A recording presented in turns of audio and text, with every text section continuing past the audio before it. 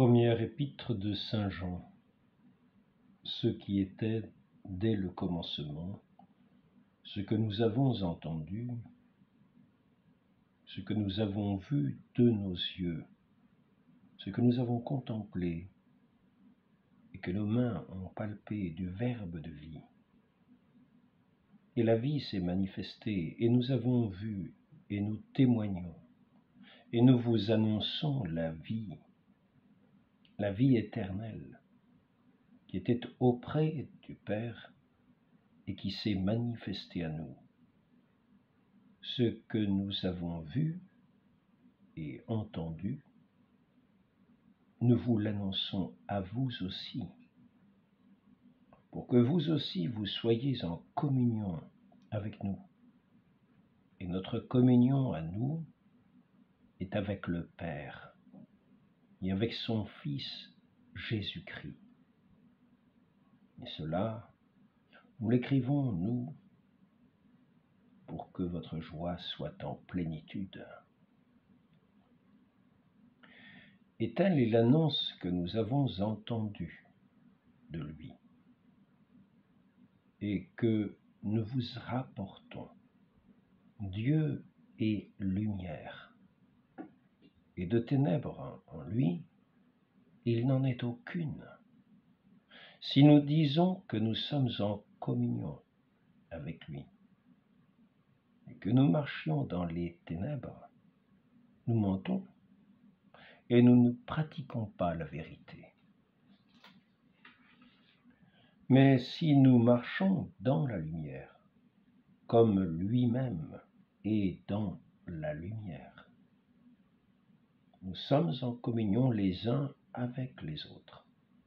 Et le sang de Jésus, son Fils, nous purifie de tout péché. Si nous disons que nous n'avons pas de péché, nous nous égarons nous-mêmes, et la vérité n'est pas en nous. Si nous confessons nos péchés, il est fidèle et juste.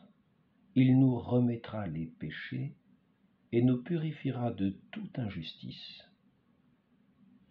Si nous disons que nous n'avons pas péché, faisons de lui un menteur, et sa parole n'est pas en nous. Mes petits enfants, je vous écris cela pour que vous ne péchiez point.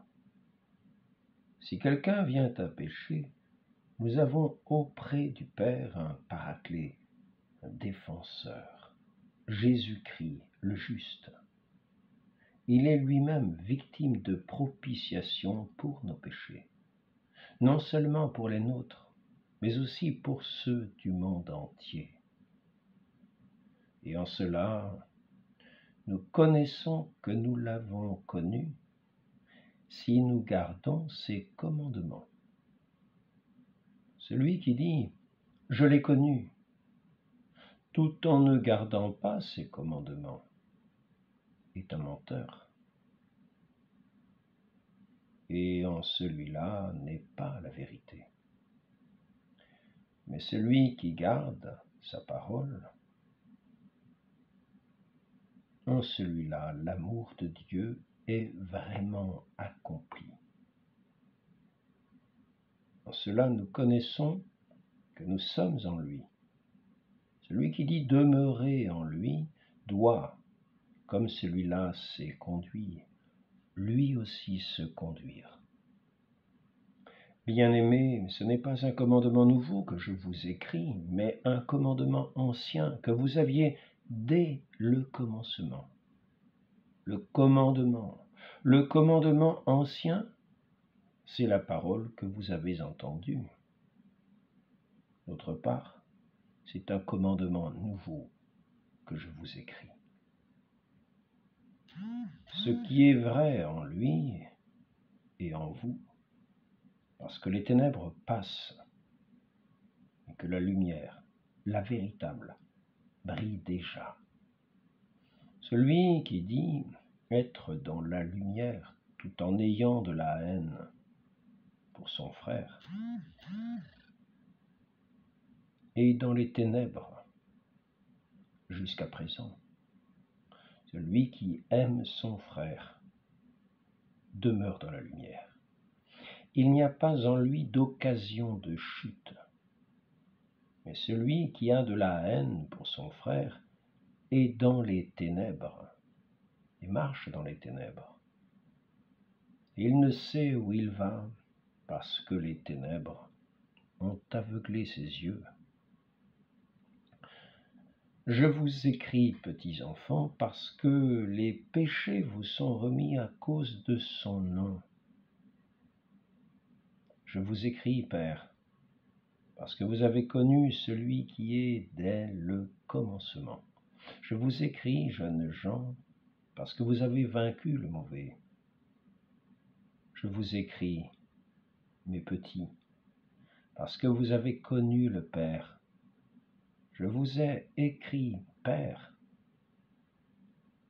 parce que vous avez connu celui qui est dès le commencement. Je vous ai écrit, jeunes gens, parce que vous êtes forts et que la parole de Dieu demeure en vous et que vous avez vaincu le mauvais. N'aimez pas le monde, ni ce qui est dans le monde. Si quelqu'un aime le monde, l'amour du Père n'est pas en lui. Parce que de tout ce qui est dans le monde, la convoitise de la chair, la convoitise des yeux, la forfanterie des biens, rien n'est du Père, mais cela est du monde. Et le monde passe, ainsi que sa convoitise, et celui qui fait la volonté de Dieu demeure à jamais. Mes petits, c'est la dernière heure. Et comme vous avez appris qu'un antichrist vient, ainsi maintenant beaucoup d'antichrists ont paru. D'où nous connaissons que c'est la dernière heure. Ils sont sortis du milieu de nous, mais ils n'étaient pas de chez nous. Car s'ils avaient été de chez nous, ils seraient demeurés avec nous. Mais c'était pour qu'il devint manifeste que tous ne sont pas de chez nous. Et vous, vous avez une onction qui vient du Saint. Et tous, vous savez. Je vous ai écrit, non parce que vous ne savez pas la vérité, mais parce que vous la savez, et que nul mensonge n'est de la vérité. Quel est-il le menteur? Sinon celui qui nie que Jésus est le Christ. Celui-là est l'Antichrist, qui nie le Père et le Fils. Quiconque nie le Fils n'a pas non plus le Père. Celui qui professe le Fils a aussi le Père. Pour vous, que ce que vous avez entendu dès le commencement demeure en vous. Si ce que vous avez entendu dès le commencement demeure en vous, vous aussi, vous demeurerez dans le Fils et dans le Père. Et telle est la promesse que lui-même nous a faite, la vie éternelle. Je vous ai écrit cela au sujet de ceux qui vous égarent. Pour vous, l'onction que vous avez reçue de lui demeure en vous, et vous n'avez pas besoin que quelqu'un vous enseigne, mais parce que son onction vous enseigne tout, et qu'elle est vraie, et n'est pas mensonge. Selon qu'elle vous a enseigné, demeurez en lui. Maintenant, petits enfants, demeurez en lui, pour que s'il vient à se manifester, nous ayons de l'assurance, et non pas la honte de nous trouver loin de lui lors de sa venue. si vous savez qu'il est juste, connaissez que tout homme qui pratique la justice est né de lui. Chapitre 3. Voyez quel amour nous a donné le Père, que nous soyons appelés enfants de Dieu. Et nous le sommes. Voilà pourquoi le monde ne nous connaît pas, parce qu'il ne l'a pas connu. Bien-aimés, maintenant nous sommes enfants de Dieu, et ce que nous serons n'a pas encore été manifesté. Nous savons que s'il vient à se manifester, nous serons semblables à lui, parce que nous le verrons comme il est. Et quiconque a cette espérance en lui se purifie comme celui-là est pur. Quiconque commet le péché commet aussi l'illégalité, car le péché est l'illégalité. Et vous savez que celui-là s'est manifesté pour enlever les péchés, et de péché, il n'en est pas en lui. Quiconque demeure en lui ne pêche pas. Quiconque pêche ne l'a pas vu et ne l'a pas connu. Petits enfants, que personne ne vous égare. Celui qui pratique la justice est juste, comme celui-là est juste. Celui qui commet le péché est du diable, parce que le diable pêche dès le commencement. Pour cela s'est manifesté le Fils de Dieu, afin de détruire les œuvres du diable. Quiconque est né de Dieu ne commet pas de péché, parce que sa semence demeure en lui. Et il ne peut pas pécher parce qu'il est né de Dieu. En cela sont manifestes les enfants de Dieu et les enfants du diable. Quiconque ne pratique pas la justice n'est pas de Dieu, et pas davantage celui qui n'aime pas son frère. Telle est en effet l'annonce que vous avez entendue dès le commencement, que nous nous aimions les uns les autres, non pas comme Caïn qui était du mauvais et qui égorgea son frère. Et pourquoi l'égorgea-t-il? Parce que ses œuvres étaient mauvaises, tandis que celles de son frère étaient justes. Ne vous étonnez pas, frères, si le monde vous hait. Nous savons, nous, que nous sommes passés de la mort à la vie, parce que nous aimons les frères. Celui qui n'aime pas demeure dans la mort. Quiconque a de la haine pour son frère est un homicide. Et vous savez qu'aucun homicide n'a la vie éternelle demeurant en lui. En cela, nous avons connu l'amour. C'est que celui-là a livré sa vie pour nous. Et nous aussi, nous devons livrer notre vie pour nos frères. Celui qui a des biens dans ce monde voit son frère dans le besoin et lui ferme ses entrailles. Comment l'amour de Dieu demeurerait-il en lui? Petits enfants, n'aimons pas en parole ni de langue, mais en action et vérité. En cela, nous connaîtrons que nous sommes de la vérité. Et devant lui, nous rassurerons notre cœur, parce que si notre cœur nous condamne, Dieu est plus grand que notre cœur, et il connaît tout. Bien-aimés, si le cœur ne nous condamne pas, nous avons de l'assurance auprès de Dieu. Et quoi que nous demandions, nous le recevons de lui, parce que nous gardons ses commandements et faisons ce qui lui plaît. Et tel est son commandement, que nous croyions au nom de son Fils Jésus-Christ, et que nous nous aimions les uns les autres, comme il nous en a donné le commandement. Et celui qui garde ses commandements demeure en lui, et lui en lui. Et en cela, nous connaissons qu'il demeure en nous, par l'Esprit qu'il nous a donné. Bien-aimés, ne croyez pas tout esprit, mais éprouvez les esprits pour voir s'ils sont de Dieu, car beaucoup de faux prophètes se sont répandus dans le monde.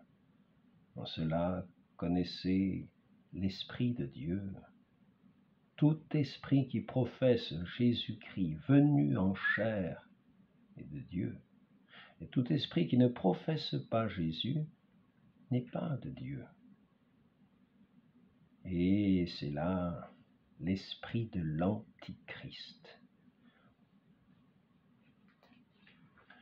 dont vous avez appris qu'il vient, et maintenant il est déjà dans le monde. Vous êtes de Dieu, vous, petits enfants, vous les avez vaincus parce que celui qui est en vous est plus grand que celui qui est dans le monde. Eux, ils sont du monde. C'est pourquoi ils parlent d'après le monde, et le monde les écoute. Nous, nous sommes de Dieu. Celui qui connaît Dieu nous écoute. Celui qui n'est pas de Dieu ne nous écoute pas. Par là, nous connaissons l'esprit de vérité et l'esprit d'égarement. Bien-aimés, aimons-nous les uns les autres, parce que l'amour est de Dieu, et quiconque aime est né de Dieu et connaît Dieu. Celui qui n'aime pas n'a point connu Dieu, parce que Dieu est amour. En cela s'est manifesté l'amour de Dieu pour nous.